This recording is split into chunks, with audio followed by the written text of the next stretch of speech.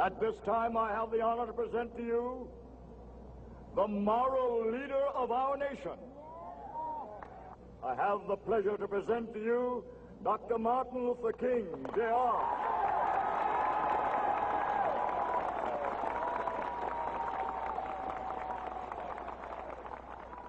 I am happy to join with you today in what will go down in history as the greatest demonstration for freedom in the history of our nation.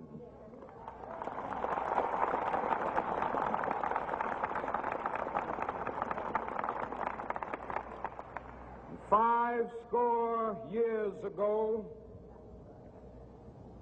a great American in whose symbolic shadow we stand today signed the Emancipation Proclamation. This momentous decree came as a great beacon light of hope to millions of Negro slaves who had been seared in the flames of withering injustice. It came as a joyous daybreak to end the long night of their captivity. But 100 years later, the Negro still is not free. 100 years later, the life of the Negro is still sadly crippled by the manacles of segregation and the chains of discrimination. 100 years later, the Negro lives on a lonely island of poverty in the midst of a vast ocean of material prosperity. 100 years later, the Negro is still languished in the corners of American society and finds himself in exile in his own land. And so we've come here today to dramatize a shameful condition. In a sense, we've come to our nation's capital to cash a check. When the architects of our republic wrote the magnificent words of the Constitution and the Declaration of Independence, they were signing a promissory note to which every American was to fall heir. This note was a promise that all men, yes, black men as well as white men, would be guaranteed the unalienable rights of life, liberty, and the pursuit of happiness.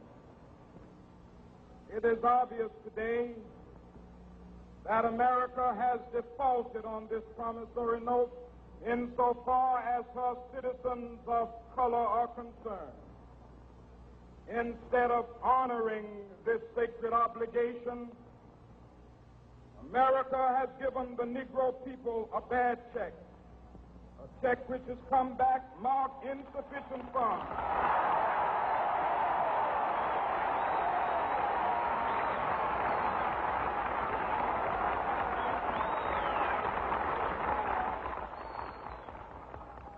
But we refuse to believe that the Bank of Justice is bankrupt.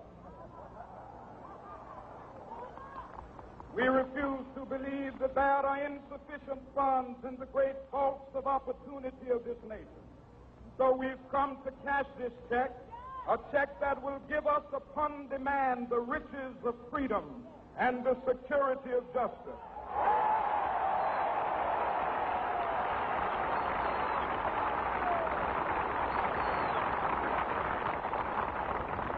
We have also come to this hallowed spot to remind America of the fierce urgency of now. This is no time to engage in the luxury of cooling off or to take the tranquilizing drug of gradualism.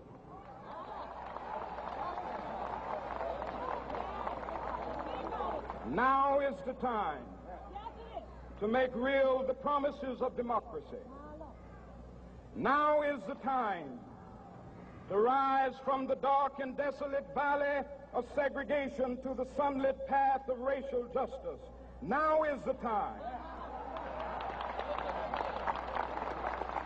to lift our nation from the quicksands of racial injustice to the solid rock of brotherhood. Now is the time to make justice a reality for all of God's children. It would be fatal for the nation to overlook the urgency of the moment.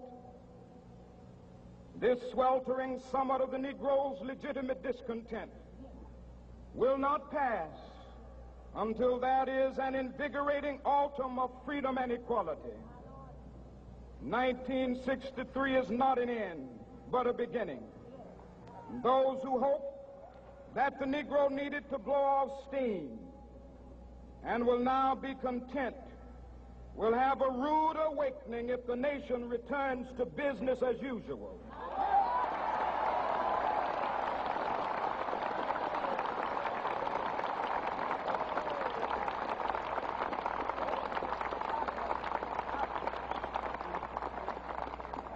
There will be neither rest nor tranquility in America until the Negro is granted his citizenship rights. The whirlwinds of revolt will continue to shake the foundations of our nation until the bright day of justice emerges. But that is something that I must say to my people who stand on the warm threshold which leads into the palace of justice. In the process of gaining our rightful place, we must not be guilty of wrongful deeds. Let us not seek to satisfy our thirst for freedom by drinking from the cup of bitterness and hatred.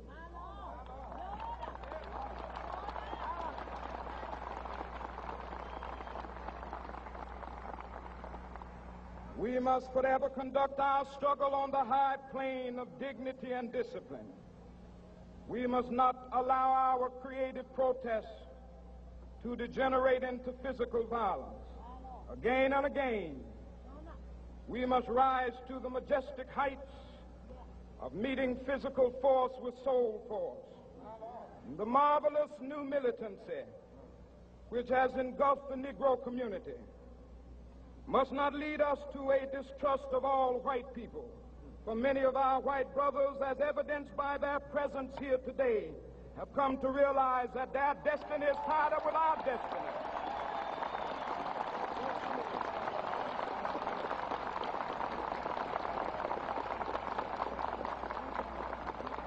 And they have come to realize that their freedom is inextricably bound to our freedom.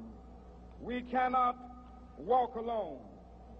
And as we walk, we must make the pledge that we shall always march ahead.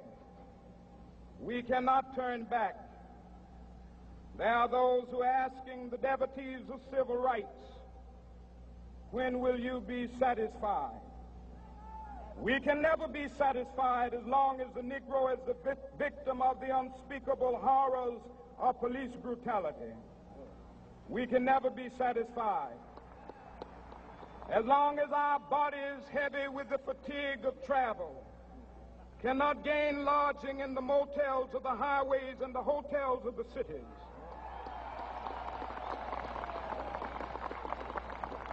We cannot be satisfied as long as the Negro's basic mobility is from a smaller ghetto to a larger one. We can never be satisfied as long as our children are stripped of their selfhood and robbed of their dignity by signs stating for whites only.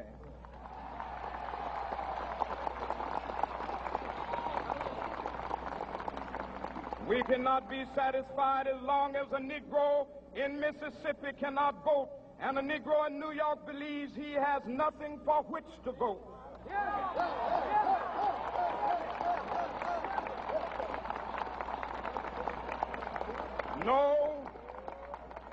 No, we are not satisfied, and we will not be satisfied until justice rolls down like waters and righteousness like a mighty stream.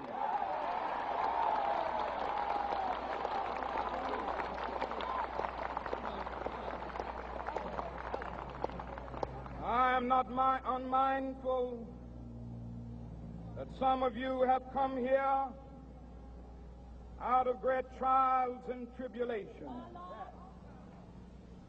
Some of you have come fresh from narrow jail cells.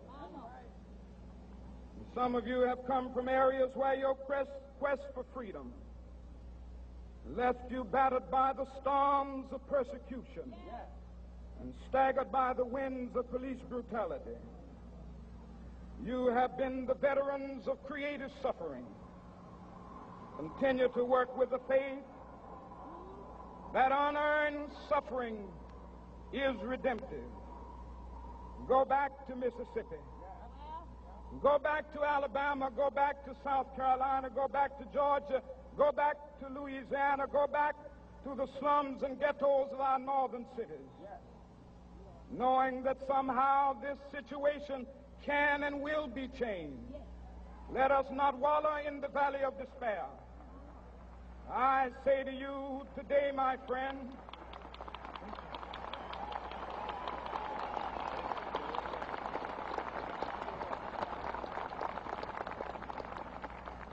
so even though we face the difficulties of today and tomorrow, I still have a dream. It is a dream deeply rooted in the American dream. I have a dream that one day this nation will rise up and live out the true meaning of its creed. We hold these truths to be self-evident, that all men are created equal.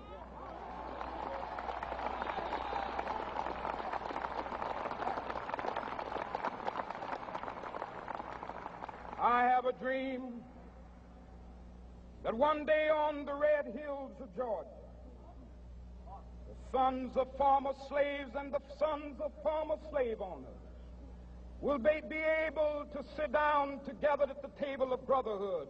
I have a dream that one day, even the state of Mississippi, a state sweltering with the heat of injustice, sweltering with the heat of oppression, will be transformed into an oasis of freedom and justice. I have a dream that my 4 little children will one day live in a nation where they will not be judged by the color of their skin, but by the content of their character. I have a dream today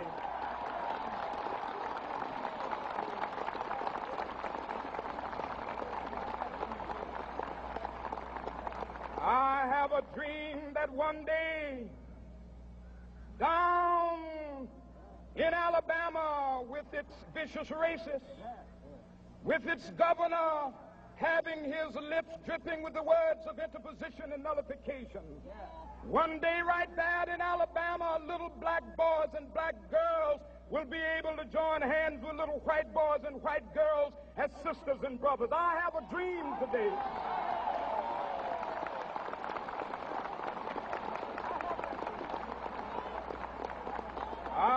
a dream that one day every valley shall be exalted, and every hill and mountain shall be made low, the rough places will be made plain, and the crooked places will be made straight, and the glory of the Lord shall be revealed, and all flesh shall see it together. This is our hope. This is a faith that I go back to the South with. With this faith, we will be able to hew out of the mountain of despair a stone of hope. With this faith, we will be able to transform the jangling discords of our nation into a beautiful symphony of brotherhood.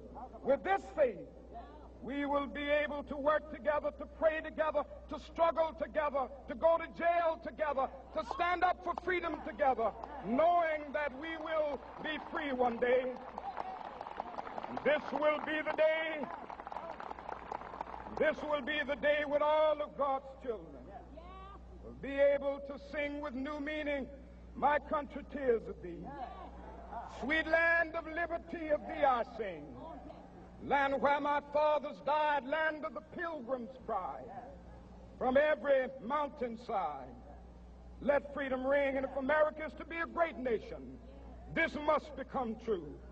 And so let freedom ring from the prodigious hilltops of New Hampshire. Let freedom ring from the mighty mountains of New York. Let freedom ring from the heightening Alleghenies of Pennsylvania. Let freedom ring from the snow-capped Rockies of Colorado. Let freedom ring from the curvaceous slopes of California. But not only that, let freedom ring from Stone Mountain of Georgia. Let freedom ring from Lookout Mountain of Tennessee. Let freedom ring from every hill and molehill of Mississippi, from every mountainside. Let freedom ring, and when this happens, and when we allow freedom ring, when we let it ring from every village and every hamlet, from every state and every city, we will be able to speed up that day when all of God's children, black men and white men, Jews and Gentiles, Protestants and Catholics, will be able to join hands and sing in the words of the old Negro spiritual, free at last,